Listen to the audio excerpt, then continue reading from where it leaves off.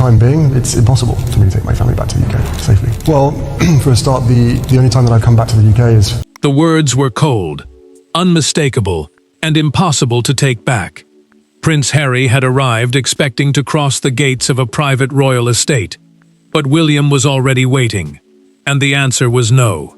Then came the sentence that changed the atmosphere completely. You have no access. Harry froze. William refused to move.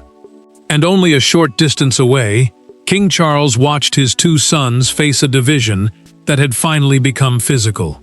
Before we go deeper into what this really means for the royal family, make sure to subscribe so you don't miss a single update. William lifted one hand toward the security officer preparing to move the barrier. Keep it closed, he said firmly. The prince was not treating the property like a family home. This private royal estate meant a protected residence where access was controlled through household security, making Harry's arrival far more serious than an unexpected visit. He had already been told through private channels that permission was required. He had come anyway. Harry stared at his brother as if the order made no sense. He seemed convinced someone would correct the mistake. Then his eyes moved beyond William toward Charles. The younger son expected his father to step forward, dismiss the restriction, and end the humiliation. The king saw that look. He also saw William notice it. The future king's expression hardened, because this was no longer only about entry. It was about whether his authority would survive if Charles challenged it. Charles moved one step forward. Then he stopped. That hesitation carried more pain than a speech. Harry waited. William remained between him and the entrance. Neither brother spoke, and the monarch seemed trapped between two duties, protecting one son's boundaries while facing another son's hurt. He could end the confrontation with a sentence, yet doing so would mean choosing whose position mattered more. Harry finally broke the silence. He said he had come because of a family matter that could not wait. Charles reacted, his face tightening, as though those words touched something known between them. William heard it too. The prince reminded his brother that the warning had been clear, and arriving without permission had turned a private request into a direct challenge. Harry did not step back. Instead, he asked why a son should need permission to reach his father. William answered without hesitation, because this was his private home, and the boundary had already been explained. That was when the crisis surfaced. This confrontation had not begun at the gate. Days earlier, Harry had made a private request William had already decided he would never accept. And now the locked entrance was only the first consequence. For William, this was not simply about a gate. For Harry, it was not simply about gaining entry. And for Charles, standing between the lives of his two sons had become one of the most painful duties of his reign. Years of distance, disappointment, loyalty, resentment, and unfinished conversations were suddenly compressed into one brutal moment. Nobody needed to raise their voice. Their faces already carried everything that had never been settled. William saw the private estate as more than a residence. To him, protecting it meant protecting his household, his responsibilities, and boundaries he believed had been tested too many times. The Prince of Wales, the title given to the monarch's direct heir, carried duties that placed security and family stability under constant pressure. Harry saw something completely different. To him, that closed entrance belonged to a world he had once moved through without hesitation, and being stopped by his own brother made the restriction feel painfully personal. Harry remained close to the entrance, angry but visibly wounded. He turned to the aide beside him and admitted that he never expected William to make it public between us. The words exposed the humiliation beneath the anger. His brother had not simply refused a request in private. He had stood before him and enforced it. Worse still, Charles remained close enough to change everything. The king could intervene, yet every second of silence made Harry understand that his father might not. William carried his own scars into that silence.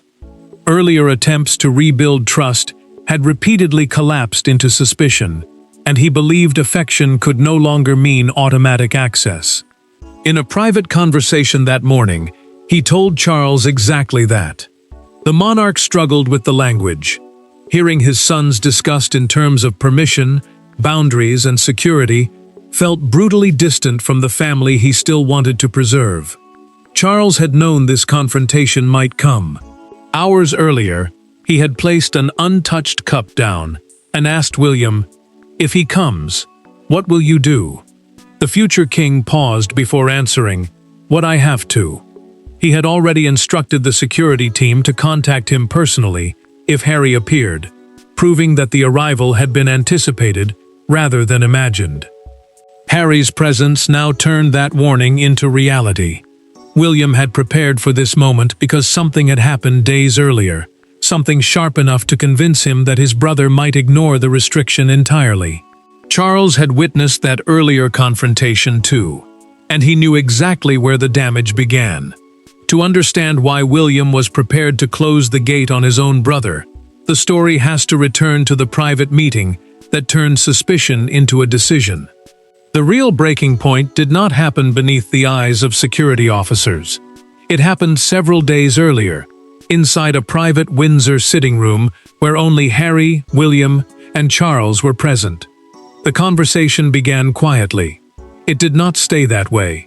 One request changed the temperature of the room. One refusal hardened old resentments. And one final warning from William became the sentence Harry would later challenge at the estate gates.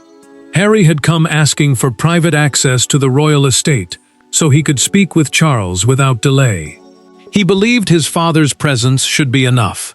William rejected that assumption immediately. The prince explained that a private royal estate, a protected family residence with controlled entry rather than a public palace space, required direct approval, and family connection alone did not remove that rule. To him, this mattered because his household had already endured too much uncertainty. To Harry, the same rule felt like proof that his place inside the family had changed. Harry leaned forward and finally said what he had been holding back. "I don't need your permission to see my father." William answered at once, "You need my permission to enter my home." Charles went still. In that instant, all three men understood the argument had crossed a line. The king was no longer watching a disagreement about scheduling. He was watching two brothers define where family ended and authority began. Harry pushed his chair backward and accused William of using royal responsibility to create personal distance. The future king stayed seated, but his voice hardened. He said repeated pressure was exactly why firmer boundaries had become necessary. Charles stepped in, asking both sons to lower their voices. The monarch wanted calm, yet every attempt to soften the moment only exposed how little trust remained. Harry turned directly toward his father and asked him to settle it. William then made his own appeal, telling Charles not to destroy a boundary simply because enforcing it was painful. The king hesitated. That hesitation said enough. Harry stood to leave. Before reaching the doorway, he told Charles he would speak with him, one way or another. William heard the sentence differently. To the prince, it sounded like a warning that his brother intended to bypass him. Charles waited until Harry had gone, before asking the question neither man could avoid. If he appeared at the estate anyway, would William truly stop him? The future king answered yes. Harry had already reached the point of no return.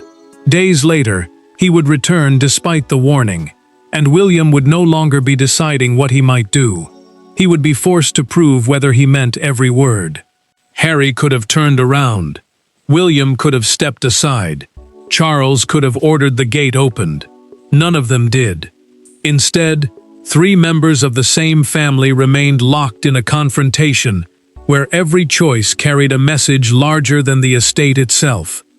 Then Harry moved closer to William and demanded that his brother say the refusal directly to his face. The prince did, and the argument finally became impossible to contain. William had already told security to keep the barrier closed, and now Charles stood close enough to hear every word.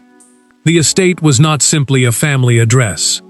It was a private royal residence, meaning access was controlled as part of the household's security and personal protection. That mattered because Harry was not being denied a casual visit. He was challenging a boundary his brother believed had already been made clear. Harry insisted he had come only to speak privately with his father. He said he had no intention of entering William's personal family quarters, hoping that distinction would calm the confrontation. The future king refused it. He reminded his brother that the instruction had never been about which room he intended to enter. It was about arriving without permission after being told not to. Harry's disbelief turned into anger. He accused William of treating him like a threat instead of a brother. Charles finally stepped forward. The king told his younger son that the prince carried responsibility for the estate, and that he would not overrule him simply because the decision hurt. Harry looked at his father longer than he looked at William. That silence landed harder than the refusal itself. Harry then said he believed Charles personally wanted the meeting. The monarch admitted that he did, but wanting to speak with his son was not the same as authorizing an unplanned arrival at William's home. That distinction changed everything. Charles wanted contact, yet he would not destroy one son's authority to make space for the other. Harry stepped toward the entrance. William moved at once and placed himself directly between his brother and the gate. No officer touched Harry. No command was shouted. The future king himself had become the boundary. Charles said his younger son's name quietly. Harry turned, almost certain this was the moment his father would reverse the decision. Instead, the king gave him only 2 words: "Not here." Anger drained into stunned resignation. For Harry, that question mattered as much as the locked gate standing between the brothers. The confrontation had now moved beyond wounded feelings. William's refusal only mattered if the power behind it was real, and Charles was about to show exactly where that power lay. Charles could have ended the confrontation with a few words. That was what Harry expected. It was what the watching staff feared. But the king did something far more consequential. He chose not to interfere. His silence was not weakness, it was a decision. By allowing William's order to stand, Charles turned a dispute between brothers into a declaration about responsibility, boundaries, and the future shape of royal authority. Charles understood exactly what his silence meant. William controlled access to the private residence and the security around it, while the sovereign, the reigning monarch who holds the crown, still possessed the highest royal authority. Yet the king chose not to use that authority against his elder son's household boundary. Harry was not being expelled from the monarchy, nor was he being cut off from his father. He was being denied unscheduled entry into one protected private space, and that distinction mattered. Harry did not experience it as a technical distinction. He saw his father standing close enough to change the outcome and doing nothing. Charles saw the hurt immediately. The younger son's anger hardened, and the king knew the refusal would feel like another rejection, layered onto years of distance. William carried pain too. After giving the order, the prince turned away for a moment, jaw tight, as if holding himself together before facing his brother again. Charles then asked William to step several paces aside. Harry remained nearby, watching both men. The king lowered his voice. "Are you certain?" he asked.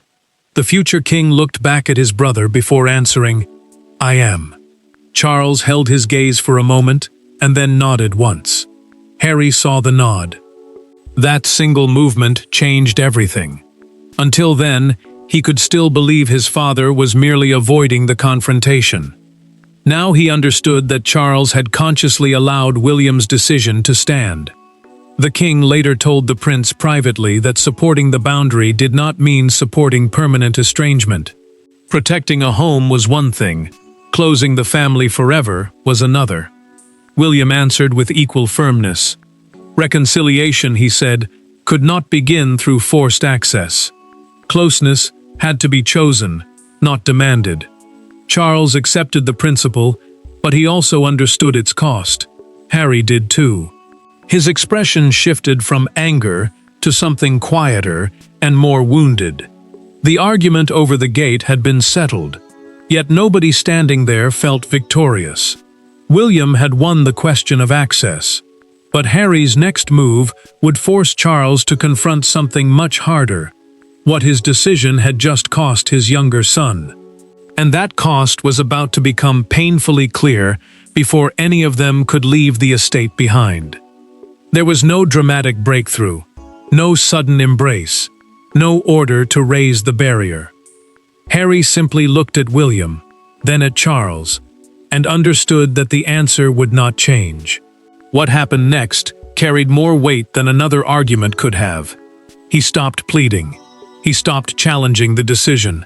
And when he turned away from the estate, the silence behind him became the clearest sign that the confrontation had changed all three men. Harry finally accepted that he would not enter. The physical argument was over, but the deeper wound remained untouched. William quietly instructed the waiting staff not to follow or engage his brother any further. The prince wanted the boundary enforced, not turned into a public humiliation. That distinction mattered, because the confrontation had never been meant as punishment. It was supposed to protect a private space and establish that even family could not simply ignore limits once they had been clearly set. Harry's anger slowly gave way to something more painful. He turned toward the aide beside him and said, "My father was standing right there." Charles's refusal to intervene had cut deeper than William's order, because the younger son had expected his father to be the final escape from rejection. Instead, the king had watched the decision stand. Charles felt the weight immediately. As Harry began walking away, the monarch took several instinctive steps after him. William noticed, but said nothing. The future king understood exactly what was happening. His father was being pulled between royal responsibility and a parent's urge to stop his son from leaving hurt. Harry did not abandon the conversation he had come seeking. Before departing, he sent a message through his aide, saying he would meet Charles somewhere else, but only without William present. The king rejected that condition. He was willing to meet his younger son privately, yet he would not allow reconciliation to begin with another demand that pushed his elder son outside the larger family problem. Harry reached his vehicle and paused before getting inside. He looked back once. William had not moved. Charles had lowered his head. The younger son entered without another word. William finally let the tension show after the vehicle disappeared. He turned toward his father and asked the question that had been buried beneath every firm order that afternoon. "Did I go too far?" Charles did not answer. Not then. The estate had been secured, but the family had not. And later, away from guards, gates, aides, and royal duty, the king would finally give William an answer that forced the future king to confront the difference between protecting a boundary and losing a brother. Hours after Harry left, there were no guards between Charles and William, no closed gate to defend, and no younger brother standing opposite them. For the first time that day, father and son could speak without an audience. William expected Charles to question the decision. Instead, the king asked something far more difficult: whether protecting a boundary had become more important to him than eventually rebuilding a relationship. Charles asked William to meet privately that evening, with no aides and no advisors beside them. The king wanted nothing filtered through palace machinery. An aide, in royal terms, is a staff member who helps a senior royal with official or personal duties. But tonight, even that layer was removed. This mattered because Charles was no longer speaking as sovereign first. He was speaking as a father who had watched one son walk away wounded, and another remain behind, wondering whether firmness had become cruelty. William admitted what he had refused to say at the gate. He was exhausted. The cycle of mistrust, pressure, and sudden confrontation had left him feeling responsible for protecting his household before anything else. The prince told his father that anger was not driving him as much as fear. The fear that one ignored boundary would become another, and then another. Charles listened without interrupting, finally seeing the anxiety beneath his elder son's control. Charles answered carefully. Harry's actions, he said, could be unacceptable without making Harry himself permanently unreachable. The king did not regret supporting William at the estate, but he refused to let one closed gate become a permanent family arrangement. His message was simple. Boundaries could remain, but bitterness could not be allowed to define everything that came after. Charles then revealed, through a private message Harry had sent after leaving, that the younger son had agreed to meet him at a neutral location without demanding access to the estate. William surprised him. He said he would not oppose the meeting. Then he went further. When the time was right, he would consider meeting Harry himself, but only if both brothers agreed to the terms beforehand. Charles looked at him and asked, "Would you sit in the same room with him?" William stared toward the closed door for several seconds. "Yes," he finally said, "but not like today." The king's expression softened. For Charles, that answer was not reconciliation, but it was the first sign that reconciliation had not died. William had not abandoned his boundary. He had changed what the boundary meant. Inside the family, the temperature had finally begun to fall. But by morning, one image of the closed entrance would turn that private pain into a national argument. By morning, the argument at the estate had escaped the family. The image was simple enough to understand without explanation. Harry outside, William inside the boundary, Charles watching between them. To some, it looked like cruelty. To others, consequence. But across Britain, the same question dominated the conversation. Had the Prince of Wales protected his family? Or had the monarchy allowed a private fracture to become brutally visible?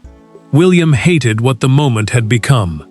The gate was now being treated as a symbol of rejection rather than a boundary he believed had been repeatedly tested. Palace aides moved quickly to contain the damage, stressing that the restriction concerned one private estate, not Harry's entire relationship with the royal family. That distinction mattered, because a household access decision could easily be mistaken for something much larger, an official royal banishment that had never actually been declared. Harry felt the distortion just as sharply. He saw the confrontation being framed as proof that he had been pushed completely outside the family, even though Charles had already offered another private meeting. The younger son was angry that one painful moment had swallowed every detail around it. William, meanwhile, told the king that the public could now see only the refusal, not the warnings that came before it. Charles faced another choice. Palace staff prepared a firmer response that would defend William by emphasizing Harry's decision to arrive after being warned. The king rejected it. A palace response, simply meaning the official message issued on behalf of the royal household, could have turned private hurt into public punishment. Charles would not allow that. He had supported the boundary, but he refused to humiliate his younger son to justify it. William agreed. The prince had no desire to transform Harry's defeat at the gate into some larger institutional victory. That restraint revealed something important. He wanted the boundary respected, not his brother destroyed. Then one fictional morning, Front Page captured the argument more powerfully than any statement could. Beneath a stark image of the closed estate gate ran two words: brothers divided. Outside Windsor, a small crowd gathered, debating whether Charles's silence had represented approval, heartbreak, or both. Charles saw the front page over breakfast and slowly folded it. William was nearby when the king finally spoke. "This cannot be the last picture people have of this family." The future king did not disagree. The gate would remain closed to unapproved access, but the family would not allow that boundary to become permanent exile. Britain had turned one locked entrance into a symbol of royal division. Now Charles, William, and Harry had to decide what that symbol would ultimately mean. In the end, William did not reopen the gate. Harry did not receive the access he had demanded. Charles did not reverse his elder son's decision. Yet that is not where the meaning of the confrontation ends. The true resolution came when all three men accepted something far harder than victory. Boundaries would remain, trust would have to be rebuilt, and family connection could survive only if nobody tried to force what the others were not ready to give. William's decision remained firm in one crucial way. Harry could not simply arrive at the private estate and expect entry because of family status. Future visits would require prior agreement, an understanding reached before anyone approached the residence. Charles supported that boundary, but the king refused to use royal authority to force either brother into a relationship they were not ready to sustain. He would keep contact with both sons, separately if necessary, without turning reconciliation into another command. Harry eventually met his father at a neutral private location. The younger son remained deeply hurt by what happened at the gate. Yet during that conversation he acknowledged something difficult. Arriving after William's warning had changed a family disagreement into a challenge of boundaries. Charles listened without celebrating the admission. He understood that acceptance was not the same as forgiveness, and that pain could remain even when the facts were finally understood. William reached his own conclusion.